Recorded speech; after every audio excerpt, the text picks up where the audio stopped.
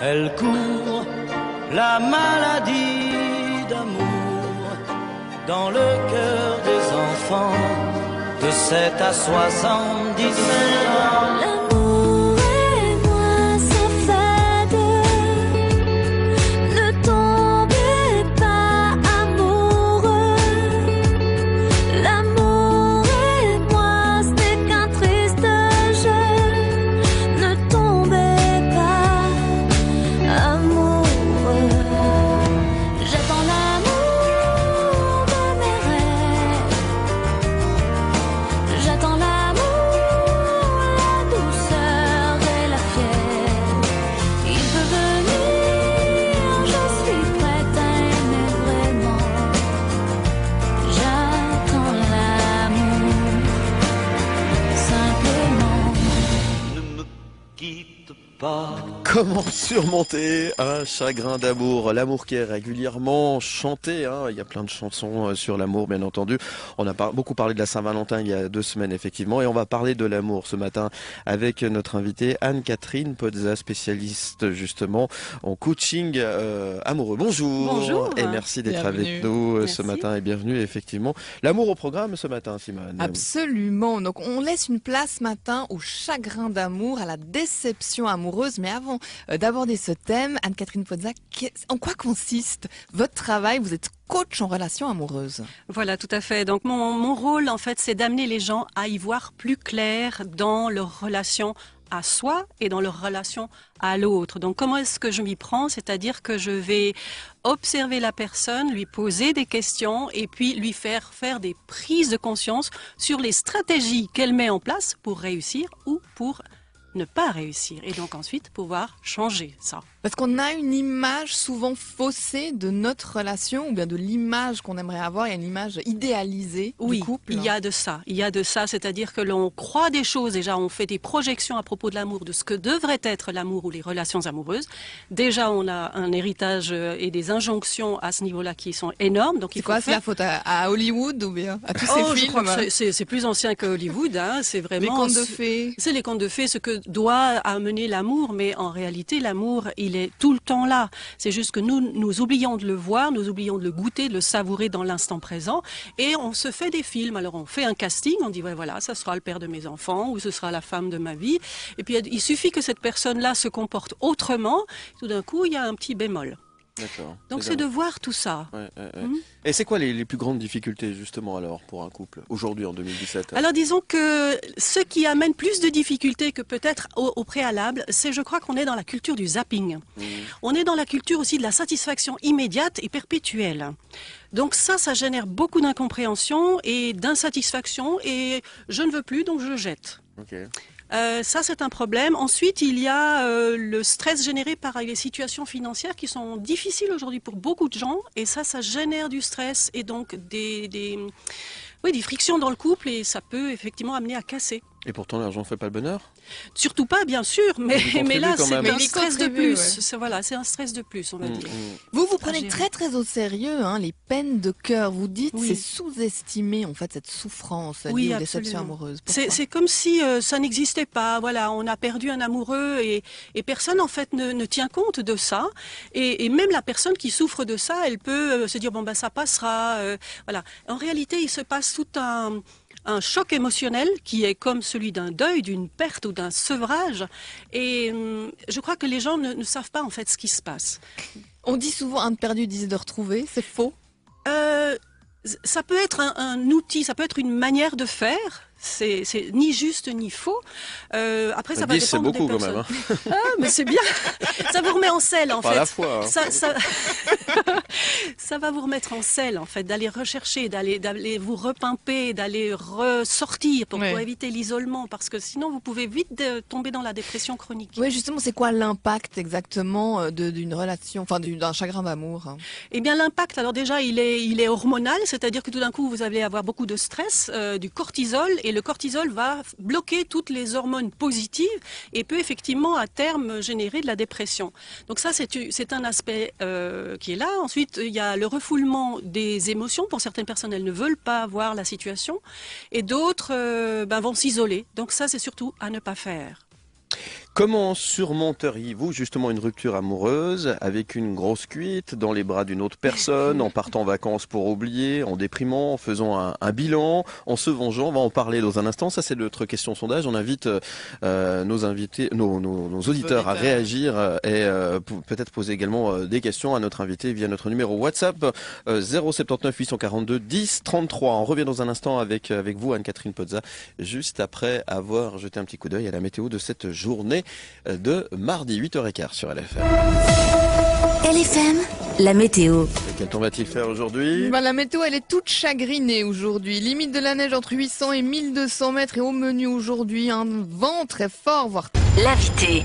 Comment surmonter un chagrin d'amour? C'est notre sujet ce matin. Nous en parlons avec Anne-Catherine Pozza, spécialiste en la matière, justement. Et je vous rappelle notre sondage sur le site lfm.ch. Comment surmonteriez-vous une rupture amoureuse? Dans les bras d'une autre personne, 25%. Avec une grosse cuite, 24%. En se vengeant, 20%. En partant en vacances pour oublier, 15%. En déprimant, 9%. Et en faisant un bilan, 6%. Il y a à peu près 400 personnes qui ont participé à notre sondage. Que pensez-vous de ces chiffres, Anne-Catherine Pozza? C'est intéressant, je pense qu'on peut faire un mix de tout parce que peut-être qu'on fait probablement un petit peu de tout cela. Complètement, oui, j'ai fait tout ça en même temps. Voilà, c'est ça. Mais la cuite, c'est important, marquer le coup. Ça fait très mal à la tête. Oui. Et on n'arrive plus à réfléchir et faire le bilan, c'est ça le problème. Mais probablement que ça permet aux personnes qui pensent trop d'arrêter de penser. Ça peut être une stratégie. Donc ce sont des stratégies, partir en voyage, changer d'air. Donc Pour ça, oublier, ce sont quoi. pour oublier ou disons pour passer à autre chose, y voir plus clair, faire un bilan. Oui, se remettre avec quelqu'un d'autre, évidemment, c'est-à-dire retrouver le goût des hormones pétillantes. Voilà, qui nous fait revenir sur le petit nuage. Mais vite aller avec une autre personne, ça peut être un peu une personne utilisée, comme on dit, pansement, c'est pas forcément non On plus... est d'accord, mais voilà, est-ce qu'on est là pour faire de la morale? Je crois Non. que chacun choisit la stratégie Mais qui... c'était plus de l'amour, là, peut-être. Peut-être, comment dire...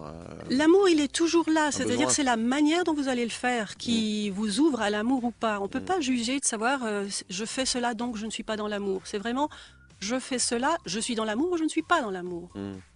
Donc, quelles sont les étapes? Il y a une marche à suivre pour surmonter un chagrin d'amour? Alors c'est un peu comme un processus de deuil. Bien sûr que plus la personne va rester dans le déni, moins elle va pouvoir trouver des solutions. Donc essayons de zapper au plus vite cette période de déni pour passer où il faut mettre du baume au cœur, au corps et à l'esprit. Le Ça, déni, c'est c'est facile quoi? à dire. Oui, le déni, c'est quand on ne veut pas voir, quand on s'isole, quand on s'accroche à l'autre en disant c'était l'homme de ma vie ou c'était la femme de ma vie, je ne vivrai plus jamais, et qu'on se fait en fait une spirale mentale et de stress. Ça, c'est mauvais. Mais on a besoin de passer par là, non? Il y a une étape où on doit digérer, en quelque sorte. Il y a cette, des étapes. ouais. C'est un vrai processus. Maintenant, chacun, on va le vivre à notre manière. De nouveau, il y a des personnes qui ont besoin de se mettre sous la couette et pleurer. Et c'est très bien. Ouais. Passer par les émotions, surtout ne pas stopper les émotions. Donc, c'est très bien de passer par les émotions. Ouais. Il faut ensuite passer par de la clarté, c'est-à-dire ensuite retrouver les besoins. Quels sont mes besoins? Trouver du toucher, rester en lien avec ses proches, aller peut-être se faire masser ou se faire prendre dans les bras. Ça, c'est très très important de retrouver le corps. Et puis ensuite, pour d'autres, ce sera faire du sport, donc vraiment aller se défouler, sortir, aller dans la nature. Voilà, donc c'est un petit cocktail de tout ça. Il y a une durée de deuil au-delà de laquelle on se dit ouh, là quand même, il faudrait peut-être voir un spécialiste parce que c'est un deuil qui dure trop longtemps. Je pense que c'est l'inconfort de la personne qui va dire si elle va chercher de l'aide ou pas. De nouveau, qui peut-on être pour dire il faut 1 année, il faut 2 ans, 3 ans? Moi, je dirais que c'est le niveau d'inconfort. Quand vous êtes tellement inconfortable, alors à ce moment-là, vous rebondissez et vous cherchez de l'aide. Est-ce qu'on peut tomber amoureux plusieurs fois? Ou est-ce qu'on a un amour de Moi, la je suis vie? amoureuse tout le temps. C'est vrai? Cœur d'artichaut, alors.